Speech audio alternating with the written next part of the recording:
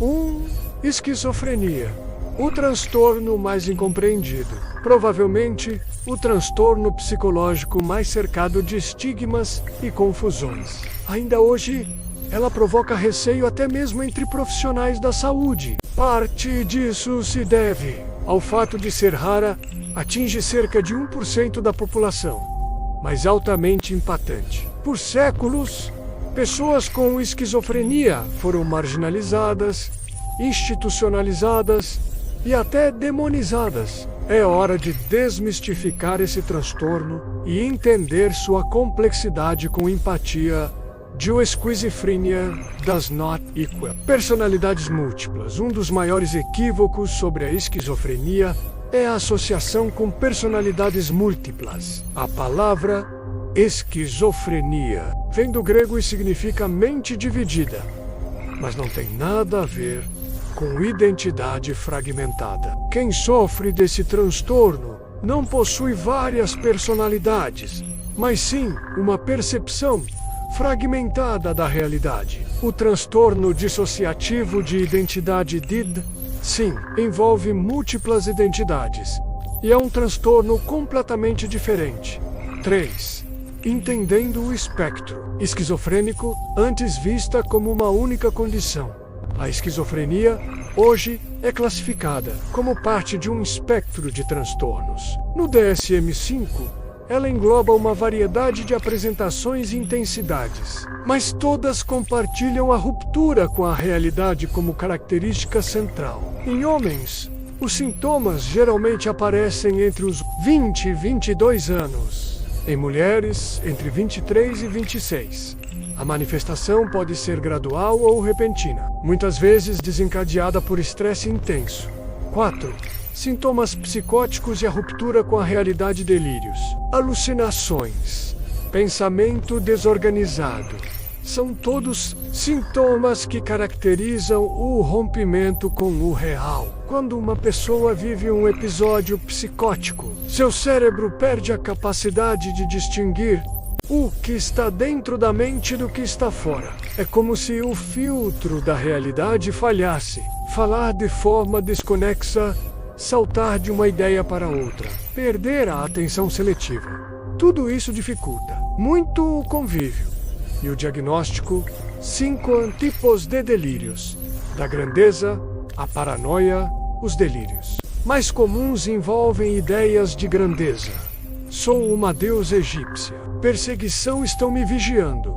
Ou controle externo, minha mente está sendo manipulada por satélites. Há também delírios somáticos, tenho parasitas no corpo ou até de negação da própria existência. Cerca de 80% dos pacientes esquizofrênicos relatam delírios, menos alguns podem parecer quase lógicos, outros completamente desconexos. E ambos podem ser perigosamente convincentes para quem os vivencia.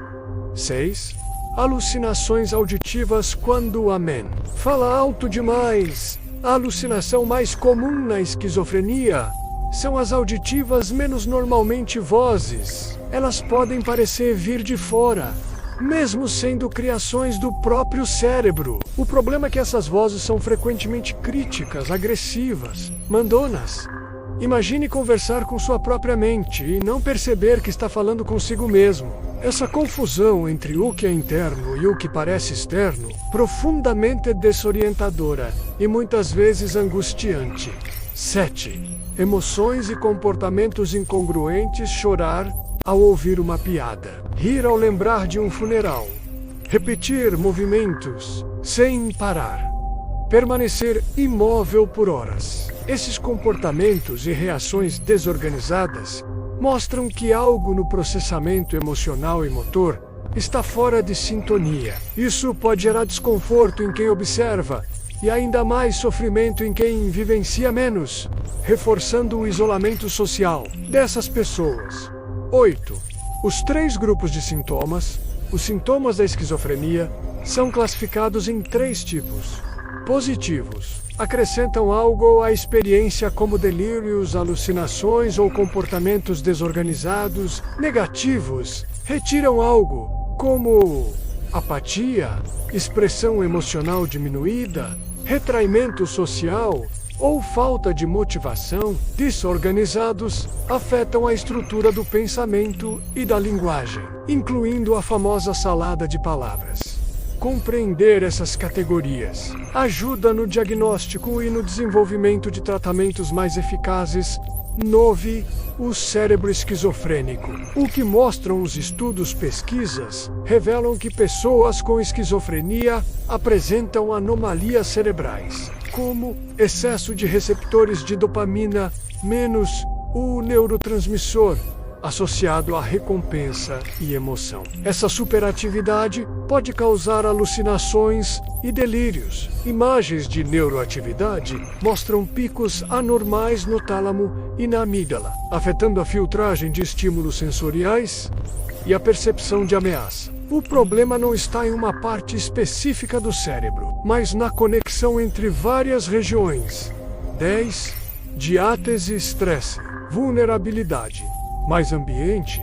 A esquizofrenia é causada por uma interação entre predisposição genética diátese e fatores ambientais e estresse. Esse modelo explica por que algumas pessoas com histórico familiar desenvolvem o transtorno e outras não. Altos níveis de estresse socioeconômico, traumas ou pressões ambientais podem ser o gatilho para o início dos sintomas em alguém geneticamente vulnerável.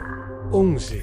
Riscos genéticos. O fator hereditário, se uma pessoa qualquer tem 1% de chance de desenvolver esquizofrenia. Esse número sobe para 10% se ela tem um pai ou irmão com o transtorno. Em gêmeos idênticos, a chance chega a 50%, mesmo que tenham crescido em lares separados. Estudos genéticos recentes identificaram mais de 100 genes relacionados à esquizofrenia, incluindo alguns ligados ao sistema imune, o que pode levar a tratamentos mais eficazes no futuro. 12.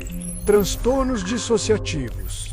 Além da esquizofrenia, ao contrário da esquizofrenia, os transtornos dissociativos envolvem uma ruptura na consciência, não na realidade. Em casos graves, como no transtorno dissociativo de identidade D, a pessoa pode apresentar múltiplas identidades alternadas. É raro, mas real. Casos como o de Shirley Mason Sibyl tornaram o transtorno famoso menos, mas também cercado de mito. Todos nós podemos experimentar dissociação leve, como dirigir no piloto automático. Mas os transtornos dissociativos afetam profundamente a identidade e a memória.